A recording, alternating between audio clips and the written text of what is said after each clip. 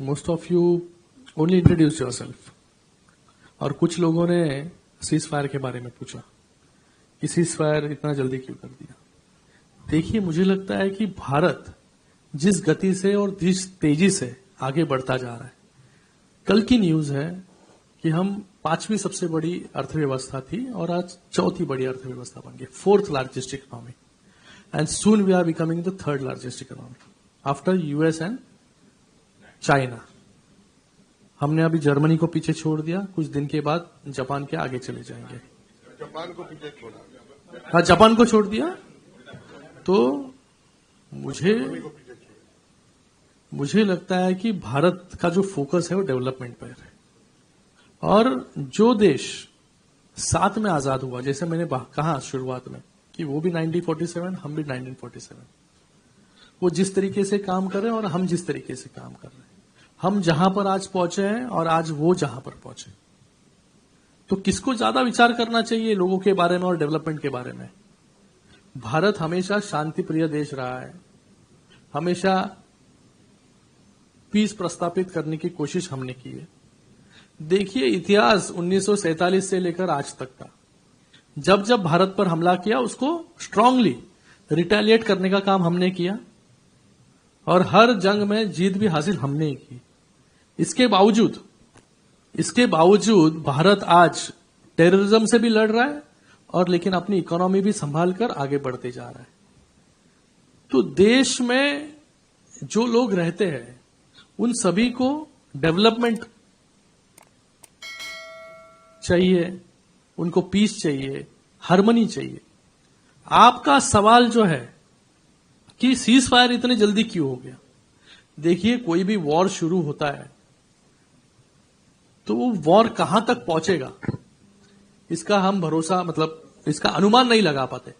जब रशिया और यूक्रेन के बीच में वॉर शुरू हुआ तभी हमने सोचा कि क्या कितने दिन चलेगा ये वॉर, यूक्रेन इतना छोटा देश है, रशिया इतना बड़ा देश है, कितने साल हो गए? 3 साल हो गए कि आज वहां पर युद्ध शुरू है, सीज फायर नहीं हुआ है। भारत एक रिस्पॉन्सिबल देश है, बहुत ही रिस्ट्रेन के साथ एक्ट करता है, क्योंकि उसको आज डेवलपमेंट चाहिए, हर एक नागरिक को डेवलपमेंट चाहिए। तो मुझे लगता है कि हम डेवलपमेंट की ओर बढ़ते जा रहे हैं, ना कि एक वॉर प्रिय देश कौन है? यहां पर पाकिस्तान है, उसको दूसरा कुछ काम ही नहीं है। उसकी इकोनॉमी आप देखिए और भारत की इकोनॉमी देखिए, कुछ कंपैरिजन है? आज पाकिस्तान की इकोनॉमी बांग्लादेश से पीछे है। आज बांग्लादेश भी पाकिस्तान को पीछे छोड़कर आगे चला गया। बांग्लादेश का लिबरेशन बाद में हुआ 1965 में, 71 में। तो हमें ये सब के बारे में सोचना चाहिए, लेकिन जब हम पर हमला होता है तो उसका जवाब हम ऑपरेशन सिंदूर के माध्यम से देता है। ये पूरे दुनिया ने देखा जिस तरीके से हमने रिटेलिएट किया। हमने कोई भी सिविलियंस पर या सिविलियंस एकोमोडेशन पर हमला नहीं किया, हमने सिर्फ टेररिस्ट ऑर्गेनाइजेशंस को उद्ध्वस्त करने का काम किया, न्यूट्रलाइज करने का काम किया।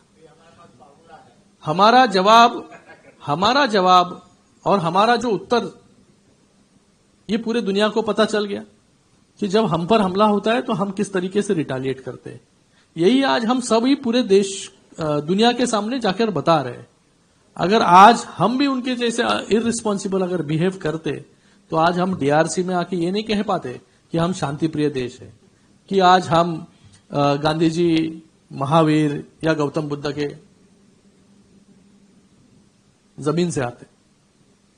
मुझे लगता है कि हर एक व्यक्ति को, जो कोई भी देश में रहता हो, उसको उस देश में शांति प्रस्थापित हो, उस देश का प्रोग्रेस हो, उनके बच्चों का प्रोग्रेस हो। इसलिए जो सीज फायर हुआ वो पाकिस्तान ने, जिस तरीके से हमने उनके अलग अलग ठिकानों को उद्ध्वस्त किया, उनके अलग अलग मिलिट्री जहां से वो हमला कर रहे थे, अलग अलग उनके बेसिस हो, मिलिट्री बेसिस, उनको न्यूट्रलाइज करने का काम हमने किया। तो ये उनको भी पता चला कि ये वॉर जो है, ये वॉर वो ज्यादा सस्टेन नहीं कर सकते। लोगों की भावना, जन भावना दोनों तरफ थी कि इतना जल्दी क्यों खत्म किया। मैंने हमेशा कहने का मतलब आपको, एक शांति प्रिय देश होने के कारण और शांति देश में प्रस्थापित होनी चाहिए। इतने सालों तक जो कुछ होता आया है इस देश में, उसके बावजूद देश आगे बढ़ रहा है और ऐसे ही हमें आगे बढ़ना है, ना कि हमें किसी जिसका काम ही है डिस्टेबलाइज करना, जिसका काम है रीजनल इंस्टेबिलिटी पैदा करना, हार्मनी बिगाड़ना, उसका कुछ नहीं जाएगा, जाएगा तो भारत का। लेकिन आज हम न्यू नॉर्मल के साथ भी आगे आए हैं कि इतने सालों तक हम उनसे बातचीत कर रहे थे, लेकिन आज हमारा न्यू नॉर्मल है, मोदी जी का न्यू नॉर्मल है कि trade and terror can not go together, water and blood can not flow together. यह हमारा न्यू नॉर्मल है।